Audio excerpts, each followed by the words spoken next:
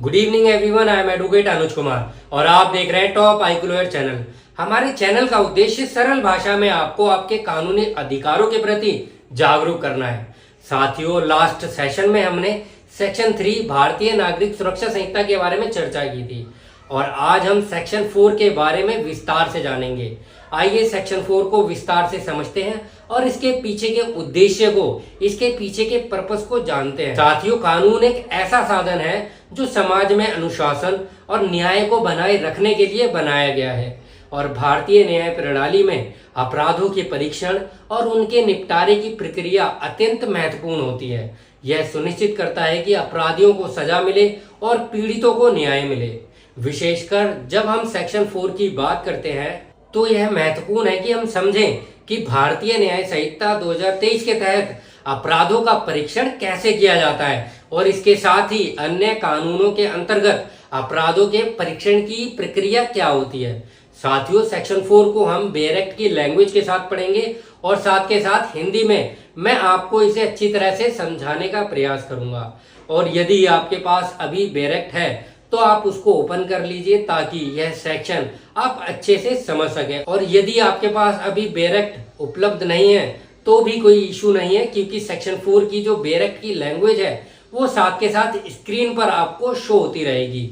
साथियों, section 4 talks about trial of offences under Bharatiya Nyaya Sanhita 2023 and other laws and section 4 का close 1 कहता है कि all offences under the Bharatiya Nyaya Sanhita 2023 shall be investigated, inquired into, tried and otherwise dealt with according to the provisions hereinafter contained. यानी कि section 4 के clause 1 में कहा गया है कि संहिता के तहत सभी अपराधों की जांच, इन्वेस्टिगेशन, सुनवाई और अन्य प्रक्रियाएं उसी प्रकार से की जाएंगी जैसे कि भारतीय नागरिक सुरक्षा संहिता में आगे दी गई हैं। यह सुनिश्चित करता है कि सभी अपराधों का समान और उचित तरीके से निपटारा किया जाए।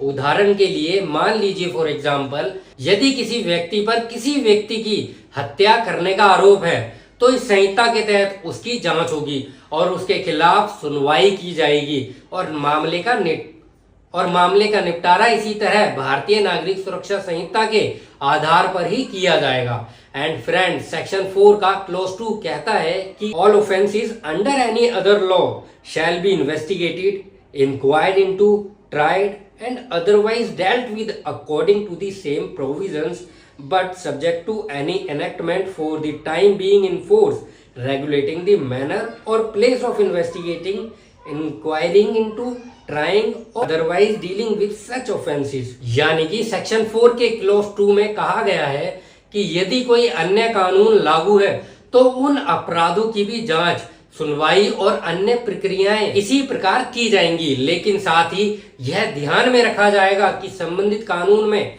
जांच, सुनवाई या निपटारे की प्रक्रिया के लिए जो नियम निर्धारित किए गए हैं उनका पालन किया जाए। उदाहरण के लिए मान लीजिए फॉर एग्जाम्पल, अगर किसी व्यक्ति के खिलाफ भ्रष्टाचार का मामला है, करप्शन का मामला है जो कि भारतीय न्याय संहिता के तहत आता है, तो उस मामले की सुनवाई भी इसी तरह होगी, लेकिन विशेष कानूनों का पालन करते हुए जो भ्रष्टाचार से संबंधित है। साथियों, भारतीय नागरिक सुरक्षा संहिता 2023 की धारा 4 यह सुनिश्चित करती है कि सभी अपराधों का परीक्षण समान और निष्पक्ष तरीके से, फेयर तरीके से किया जाए, चाहे वह भारतीय न्याय संहिता के अंतर्गत हो या किसी अन्य कानून के अंतर्गत। यह प्रक्रिया न केवल कोर्ट्स में प्रभावी कार्यवाही सुनिश्चित करती है बल्कि यह भी सुनिश्चित करती है कि कानून का पालन किया जाए और नागरिकों के अधिकारों की रक्षा हो। साथियों, उम्मीद है कि इस जानकारी से आपको भारतीय न्याय संहिता 2023 के अंतर्गत अपराधों के परीक्षण की प्रक्रिया अच्छी तरह से समझ आ गई होगी।